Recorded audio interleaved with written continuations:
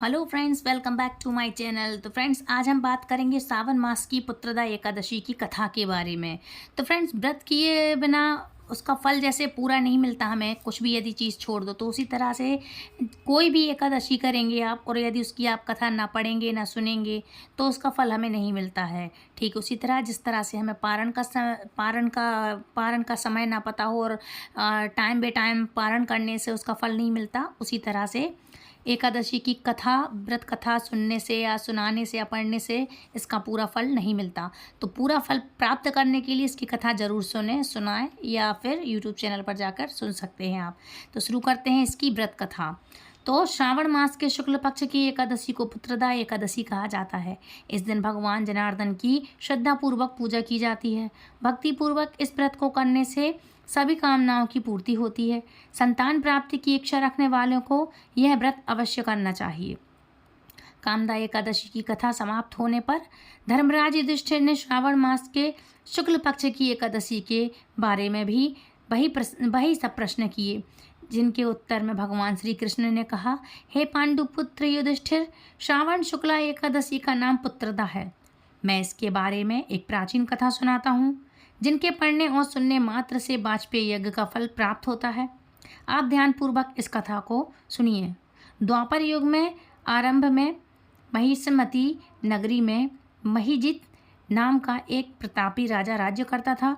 उसका बहुत बड़ा राज्य था, परंतु कोई पुत्र न होने के कारण राजा महिजित को राज्य सुखदायक नहीं लगता था।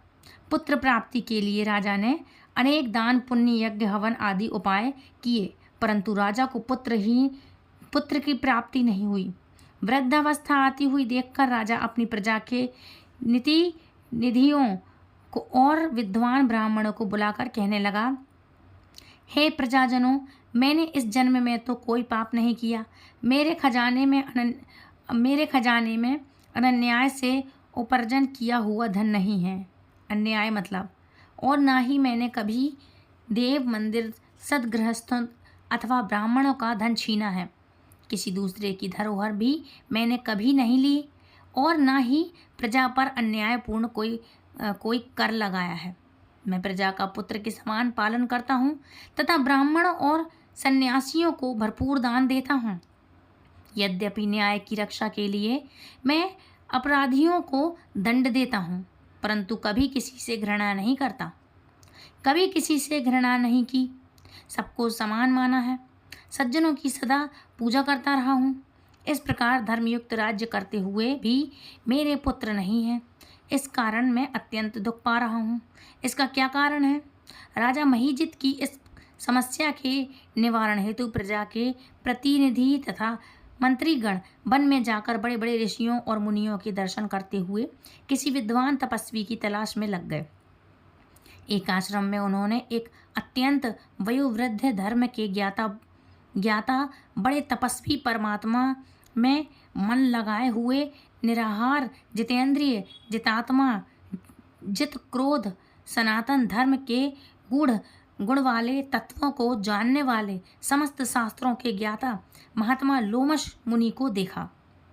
एक कल्प के व्यतीत होने पर एक रोम गिरता है उनका। लोमश ऋषि का इतनी अधिक उनकी आयु थी। सबने जाकर लोमश ऋषि को प्रणाम किया और उनके सामने बैठ गए। उन्होंने देखकर ऋषि से पूछा कि आप लोग किस कारण से आए हैं? आप मुझे अपनी समस्या बतलाइए। निसंदेह मैं आप लोगों का हित करूंगा। लोमश ऋषि के ऐसे वचन सुनकर वह सब लोग बोले, हे महर्षि, यद्यपि आप हमारी बात जानने में ब्रह्मा से भी अधिक सामर्थ्य हैं, मगर फिर भी हम अपनी व्यथा कहते हैं। महिष्मतीपुरी का धर्मात्मा राजा महिजित प्रजा का पुत्र के समान पालन करता है, परंतु फिर भी वह पुत्रहीन है।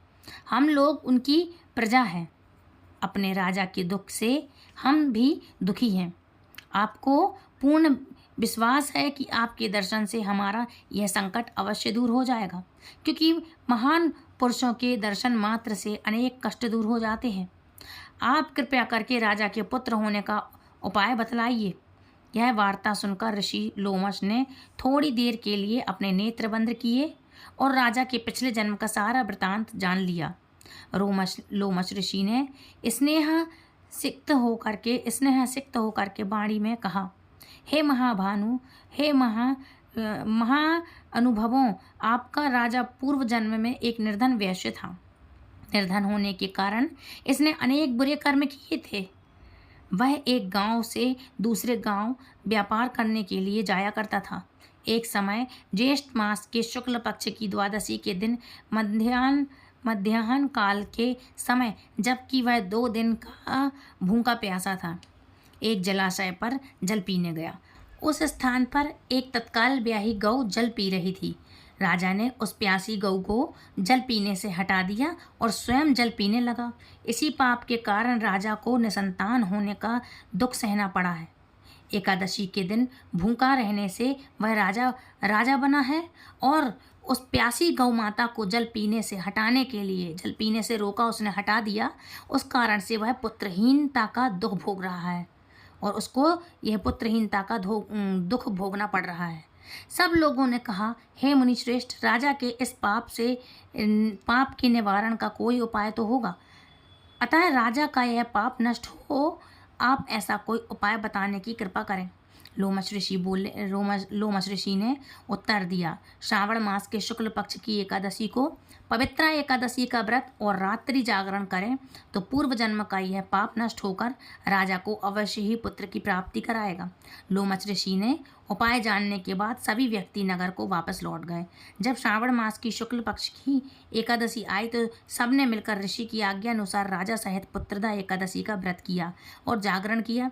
इसके पश्चात द्वादशी के दिन इसके पुण्य का फल राजा को दिया गया। उस पुण्य के प्रभाव से रानी ने गर्भधारण किया और प्रसव काल समाप्त होने पर उसके एक बड़ा तेजस्वी पुत्र उत्पन्न हुआ। अंत में भगवान कृष्ण ने कहा, हे राजन, इस श्रावण शुक्ल पक्ष की एकादशी का नाम पुत्रदा एकादशी है। अतः संतान के सुख की इच्छा रखने वाले इस व्रत को अवश्य करें। इसके महात्म्य को सुनने से मनुष्य सब पापों से मुक्त हो जाता है और इस लोक में संतान सुख भोग कर परलोक में स्वर्ग को प्राप्त होता है।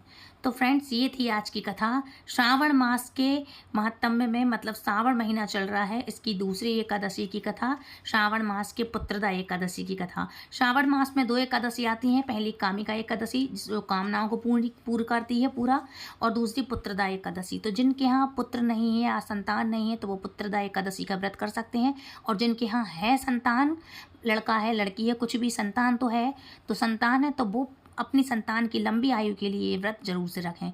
तो फ्रेंड्स, आई होप आज की कथा आपको अच्छी लगी होगी। मिलती हूँ नेक्स्ट वीडियो में, तब तक के लिए फ्रेंड्स राधे राधे, हरे कृष्णा, हरि बोल।